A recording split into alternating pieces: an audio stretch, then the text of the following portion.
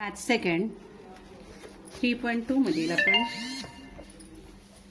Fourth example बघू. Third एक्झाम्पलमध्ये फक्त diagram काढायचे,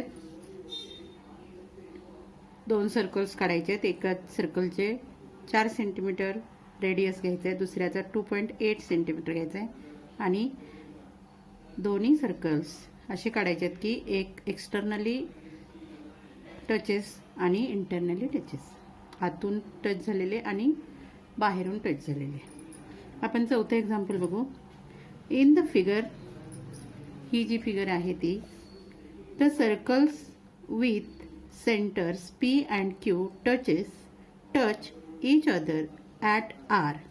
R मध्ये सर्कल केंद्रबिंदू P आणि केंद्रबिंदू Q असलेली दोन सर्कल्स R मध्ये स्पर्श करतात. A line passing through R meets the circles at A and B respectively. Prove that segment AP parallel segment BQ. AP parallel BQ. हे प्रूव्ह करायचं आपल्याला. त्याच्यानंतर triangle APR similar triangle RQB. APR similar triangle RQB and find angle RQB if PAR is equal to 35 degree. PAR हा जर 35 degree असेल तर आपल्याला RQB हा अँगल फाइंड आउट करायचा आहे. अशा पद्धतीने आपण तिन्ही हे जे विचारलेले आहेत, सांगितलेले आहेत, ते प्रूव्ह करायचे आहेत.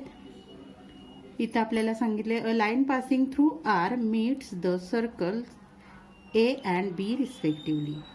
म्हणजे ही जी आर बिंदूतून एक रेषा जी पास झालेली आहे ती ए आणि बी ला जोडते किंवा बरोबर आहे, जोडतेच. तर हे प्रूव्ह करायचं आहे, सिद्ध करायचं आहे. इथं आपण एक्झाम्पल घेतलेलं आहे. पी आणि क्यू केंद्र असलेली दोन वर्तुळे आर मध्ये परस्परांना स्पर्श करतात.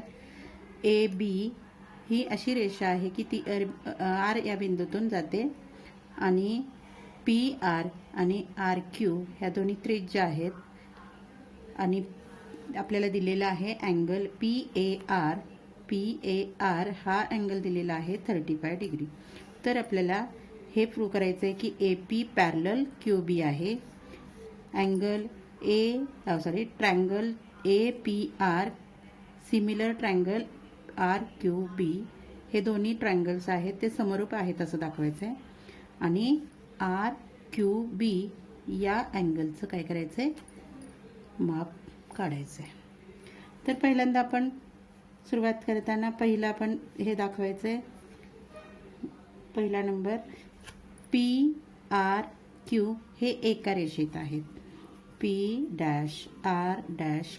कशावरून, तर आपल्याला टचिंग सर्कलचा theorem by theorem of touching circle, म्हणजेच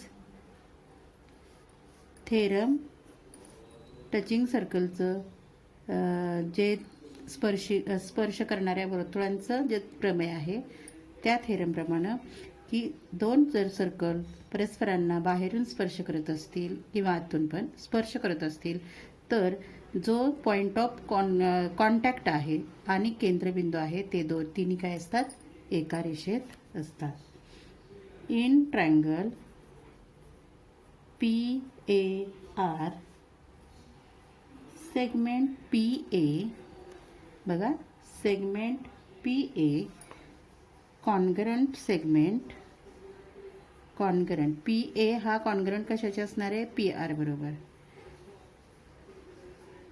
PR का, तर एकाच वर्तुळाच्या ह्या त्रिज्या आहेत PA आणि PR. रेडियाय ऑफ सेम सर्कल, एकाच वर्तुळाच्या त्रिज्या आहेत. आपल्याला इथं ह्या दोन्ही एकाच वर्तुळाच्या त्रिज्या आहेत आणि ह्या दोन्ही सेम आहेत, म्हणजेच यांच्या समोरचे अँगल सुद्धा देअरफॉर पी एच्या समोरचा अँगल कोणता असणार आहे? ए आर पी किंवा पी आर ए आणि पी ए आर हे दोन्ही कॉन्ग्रंट असणार. Angle P A R congruent angle P R A किंवा A R P P R A. कारण काय सांगणार याचं? Isosceles triangle theorem. Triangle theorem. Isosceles triangle theorem मध्ये काय असतं की ज्या एकरूप बाजू आहेत त्या बाजू समोरील कोण एकरूप असतात. याला आपण 1 नंबर इक्वेशन म्हणू. आता इन ट्रायंगल दुसरा ट्रायंगल घेऊ जो हा ट्रायंगल आहे.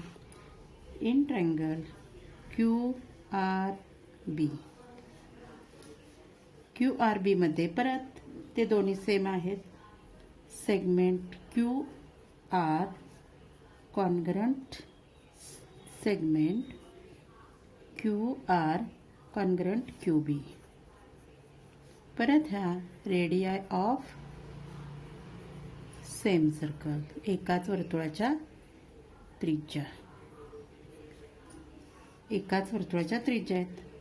देअरफॉर अँगल आता angle Q Q R B congruent angle Q B R.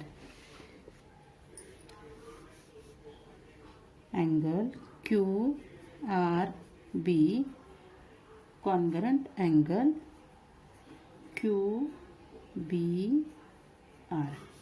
परत इथं आलं आयसोस्केलस ट्रायंगल थेरम. याला आपण 2 नंबर म्हणू.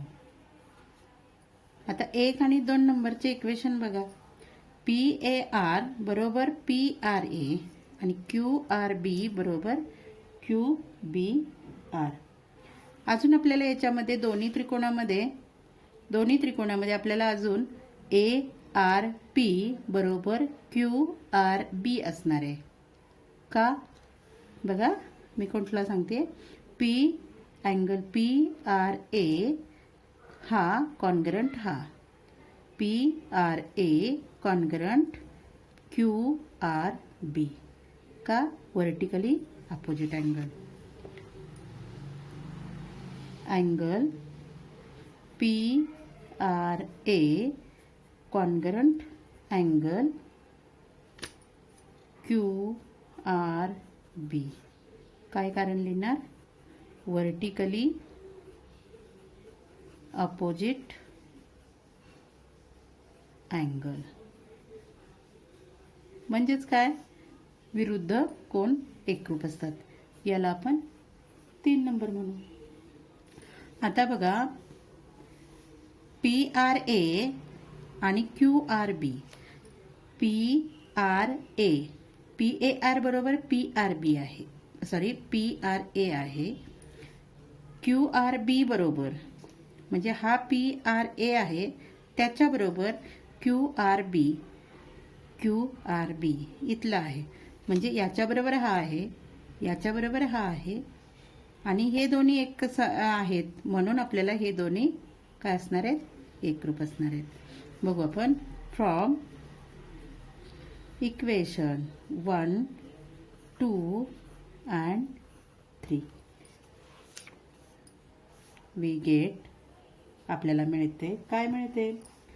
Angle P A R congruent angle Q B R.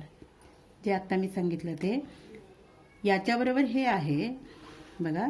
P A R बरोबर पी आर ए आहे, क्यू आर बी बरोबर Q B R आहे. म्हणजेच याच्या बरोबर हा आहे. ए बरोबर बी आहे, बी बरोबर सी आहे, म्हणजेच ए बरोबर सी आहे. म्हणून बी ए बरोबर सी आहे. आता बघा angle P A R, angle P A R म्हणजेच पी ए बी असू शकतो.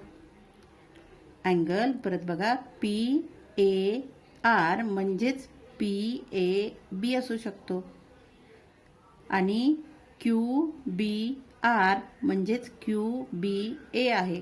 आपण इथे लिहायचं that is angle P A B congruent angle Q B A, Q B A. कंसात काय लिहिणार? A dash R dash B. म्हणजे असे एक रेषे आहेत म्हणून आपल्याला दुसऱ्या पद्धतीनं नाव लिहिता आलं. आता हे म्हणजेच काय बघा, जर या दोन्ही जर रेषा अशा असतील आणि ही त्याची छेदिका असेल तर हे अल्टरनेट अँगल्स आहेत, ते एकरूप आहेत. म्हणून इथे लिहायचं therefore segment A P parallel segment B Q. याचं कारण काय लिहिणार?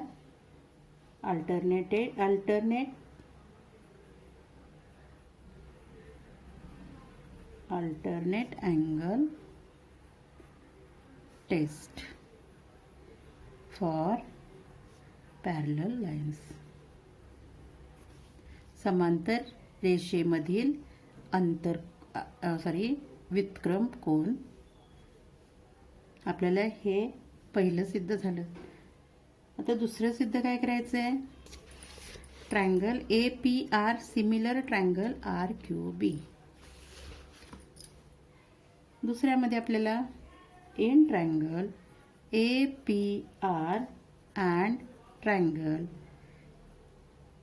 आर क्यू बी, या दोन्हीमध्ये angle P A R congruent angle Q R B.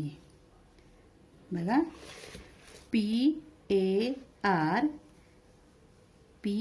R congruent Q B R.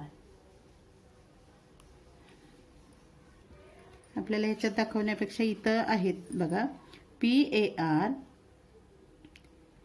Congruent P R A आहे आणि तिसऱ्या ह्याच्यात आपण सांगितले पी आर ए, या पी ए आर बरोबर क्यू आर बी आहे. म्हणजेच फ्रॉम इक्वेशन 1 and 3 वरून आहे.